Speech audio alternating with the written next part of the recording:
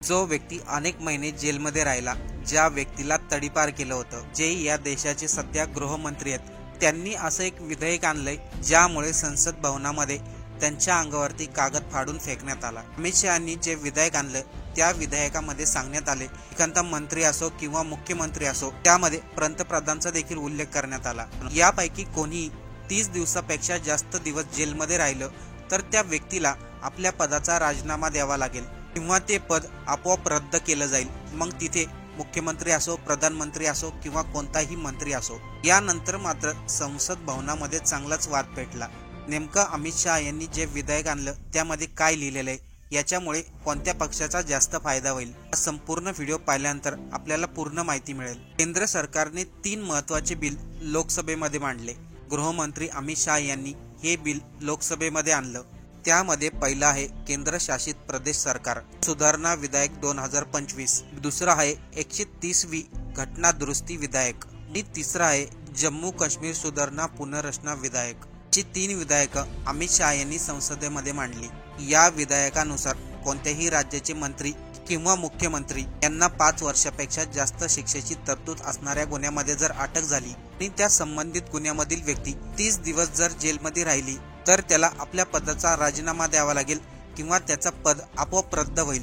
मग त्यामध्ये तो कोणत्या राज्याचा मुख्यमंत्री असो किंवा मंत्री असो किंवा पंतप्रधान असो। संसद भवनामध्ये अमित शहाने जे विधेयक मांडलं त्याला विरोध काय होतोय याला आपण समजून घेऊ। याचं पहिलं कारण म्हणजे केंद्र सरकार ठरून विरोधामधील राज्य अस्थिर करण्याची पहिली भीती। सध्याच्या परिस्थितीमध्ये भारतातील 12 राज्यांमध्ये भाजपची सत्ता नाहीये। विशेष म्हणून दक्षिणेमधील राज्यांमध्ये भाजपला आपला विजय करता आला नाही। काँग्रेसची सरकार असलेल्या कर्नाटकमध्ये सध्या सिद्धरामय्या हे कर्नाटकचे मुख्यमंत्री आहेत। त्यांच्यावरती जमीन घोटाळ्याचे मोठे आरोप करण्यात आलेले आहेत। केरळचे मुख्यमंत्री पी विजयन यांच्यावरती सुद्धा मुलीच्या संबंधित कंपनीमध्ये आर्थिक गैरव्यवहाराचे आरोप लावण्यात आलेले आहेत। तामिळनाडूचे मुख्यमंत्री के स्टॅलिन यांच्या मंत्रिमंडळातील वेगवेगळ्या मंत्र्यांवरती आर्थिक गैरव्यवहाराचे आरोप लावण्यात आलेले आहेत। दुसरीकडे केजरीवाल, भूपेश बघेल आणि हेमंत सोरेन अशा अनेक मुख्यमंत्र्यांवर भाजप पक्षाकडून हेतू पुरस्कार कारवाई करण्याचे आरोप झाले होते। याचा अर्थ राज्याच्या सरकारमध्ये केंद्र सरकार हस्तक्षेप करतोय। पुढेच काय ईडी जे काही कारवाई करतं यावरती सर्वोच्च न्यायालयाने देखील भाष्य केलं होतं।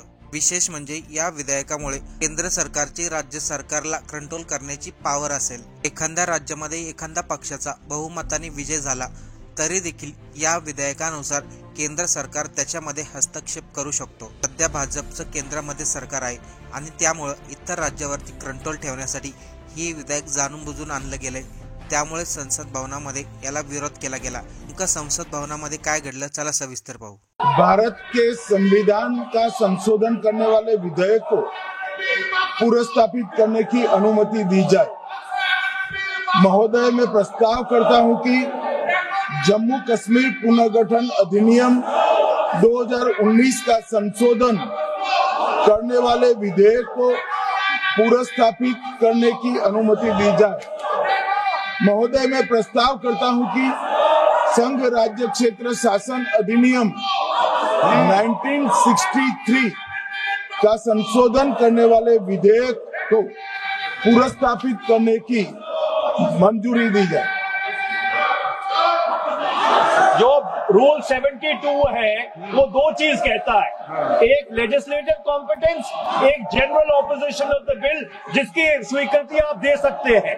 और क्योंकि ये इतना संवेदनशील विधेयक है, मैं आपसे ये विनती करता हूं इसके ऊपर पूरी चर्चा कराई जाए। मेरे सिर्फ 2 बिंदु और है। दिस बिल मिस्टर स्पीकर से एक मिनट, हाँ, आपने कानूनन बात की तो कानून ये भी है कि 72 उसके बाद भी अलाउ करता हूं, लेकिन संक्षिप्त में। बिल्कुल संक्षिप्त में अध्यक्ष जी, डिटेल में चर्चा मेरे सिर्फ 2 बिंदु और है। This bill opens the door for political misuse by instrumentalities of the state whose arbitrary conduct has been repeatedly frowned upon by the Supreme Court. And finally, it throws all existing constitutional safeguards to the winds. Collective responsibility, judicial review, no confidence motion, and disqualification and conviction. And this makes this amendment excessive, unnecessary, and unconstitutional. इसलिए मैं इन तीनों विधेयकों का पुरजोर विरोध करता हूं और गृह मंत्री से मैं ये आग्रह करना चाहता हूं कि ये तीनों विधेयकों को वापस लिया जाए। Speaker sir, I strongly oppose the bill, 130th Constitutional Amendment Bill, as well as the other two bills I strongly oppose on 4 grounds.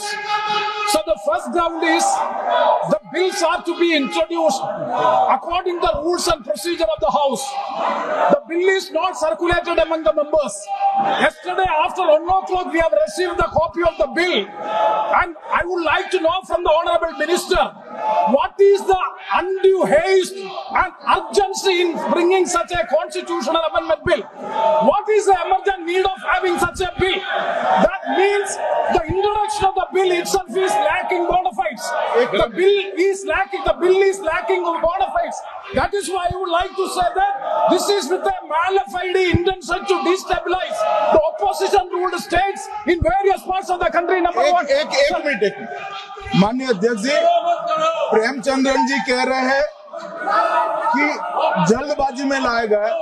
इसका सवाल इसलिए नहीं उठता कि मैं इस बिल को संयुक्त समिति को सौंपने की दरखास्त करने वाला हूं। इस पर संयुक्त समिति जो राज्यसभा और लोकसभा पक्ष और विपक्ष सभी सांसदों की बनेगी, जो इस पर विचार करेगी और आपके सामने लेकर आएगी।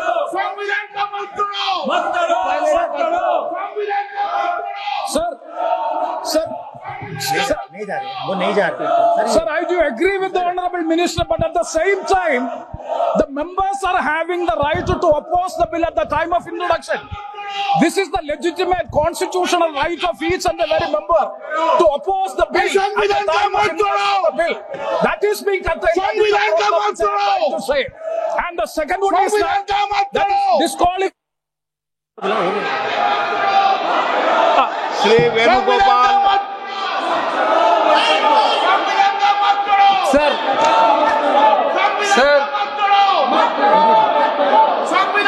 Sir, I rise to oppose the introduction of the Constitution Amendment Bill 25, the Government of Union Territory.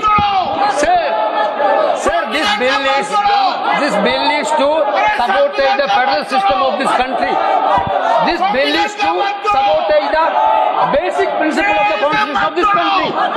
Sir, BJP people are telling this bill is to bring morality in politics. Can I ask a question to the Honorable Home Minister? When he was the Home Minister of Gujarat, he had been arrested, sir. Whether he took the morality of that point of time, गृहमंत्री जी, अब मुझे सुनो जरा, मुझे सुनो गृहमंत्री जी, मुझे सुनो ना, पहले बैठ जाओ। हाँ गृहमंत्री जी। माननीय अध्यक्ष जी, मैं रिकॉर्ड क्लियर करना चाहता हूं। मुझ पर झूठे आरोप लगाए तब अरेस्ट होने के पहले मैंने नैतिकता के मूल्यों का हवाला देकर इस्तीफा भी दिया, और जब तक मैं कोर्ट से निर्देश नहीं हुआ, कोई संविधान पद मैंने स्वीकार नहीं किया। ये क्या सिखाते हैं नैतिकता में?